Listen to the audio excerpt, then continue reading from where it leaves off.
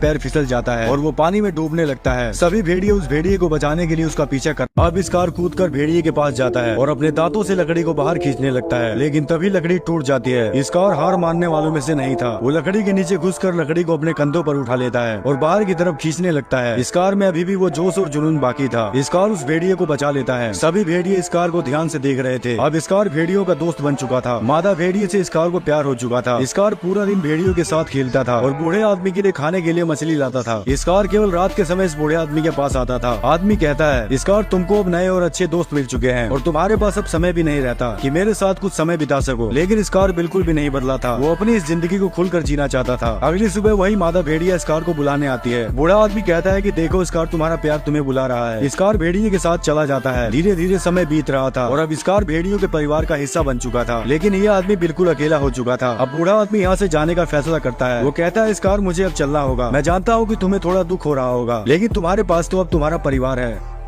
अब स्कार बहुत ज्यादा उदास था क्योंकि अगली सुबह ये बूढ़ा आदमी यहाँ से चला जाएगा। स्कार यहाँ से चला जाता है और उसी मादा भेड़िया से मिलता है। स्कार आज की रात इसी के साथ बिताने वाला था और यहाँ बूढ़े आदमी को कोई आवाज सुनाई देती है। ये देखने के लिए बाहर जाता है, तभी कोई गोली चलाता है जिससे लालटेन गिरकर टूट जाती है। स्कार ने गोली की आवाज को सुन लिया था। बूढ़े आदमी के घर में आग लग गई थी। यहाँ वही आदमी आ चुका था। बूढ़ा आदमी धीरे से दरवाजे को बंद करता है और उसकी बंदूक को पकड़ लेता है। दोनों लड़ते हुए बाहर जाते हैं, लेकिन वो आदमी बूढ़े आदमी को शूट कर देता है। बूढ़ा आदमी अब कुछ भी नहीं कर सकता था। वो आदमी इस बूढ़े आदमी से सोना मांगता है। बूढ़ा आदमी अपनी जेब से सोना निकालकर उसे दे देता है, लेकिन फिर भी ये बूढ़े आदमी को मारने जा रहा था। तभी स्कार दहाड़ता हुआ उस आदमी की बंदूक पर कूद जाता है। स्कार को एक मौका मिल गया था अपना बदला लेने का, लेकिन वो आदमी अपने हाथ में एक डंडा उठा लेता है। स्कार उस डंडे को देखकर बहुत ज्यादा डर रहा था क्योंकि स्कार ने ऐसे ही डंडे से पहले मार खाई थी। वो आदमी जैसे ही स्कार पर हमला करता है, स्कार अपने दांतों से डंडे को पकड़ लेता है और डंडा खींचकर उस आदमी को अपनी पीठ पर उठाकर आग में फेंक देता है। इस तरह से स्कार अपना बदला ले लेता है। स्कार का ये एक और आखिरी नेक काम था। बूढ़ा आदमी कहता है, स्कार शायद इस दुनिया में तुम्हारे जैसा कोई नहीं होगा। दोनों अपनी पुरानी बातों को याद करने लगते हैं और बूढ़ा आदमी इस दुनिया को छोड़कर चला जाता है। अगली सुबह स्कार बहुत ज्यादा दुखी था क्योंकि ये उसी बूढ़े आदमी को याद कर रहा था। तभी इसके पास वही मादा भेड़िया आती है। अब केवल भेड़िया ही थी जो इसके साथ थी क्योंकि स्कार अब एक नई दुनिया बसाने जा रहा था। अब कई साल बीत जाते हैं। बहुत सारे भेड़ियों को दिखाया जाता है और इन सभी भेड़ियों का लीडर था स्कार, जिसके अब 2 बच्चे भी थे। ये बच्चे उसी मादा भेड़िया के थे। स्कार लीडर के साथ साथ एक अच्छा पिता भी बन चुका था। स्कार को परिवार के साथ साथ समाज भी मिला था। अब स्कार अपने झुंड के साथ उसी भालू के पास जाता है जो भालू इसे हमेशा डराया करता था, लेकिन आज स्कार दहाड़ कर उसे भगा देता है। वाकई में स्कार के अंदर हर चीज में ढलने का हुनर था। तभी स्कार उसी बूढ़े के जले हुए घर को देखने लगता है और फिर इसे वही काला भेड़िया दिखाई देता है जो भेड़िया हमेशा स्कार को दिखाई दिया करता था। और ये स्टोरी यहीं पर समाप्त होती है।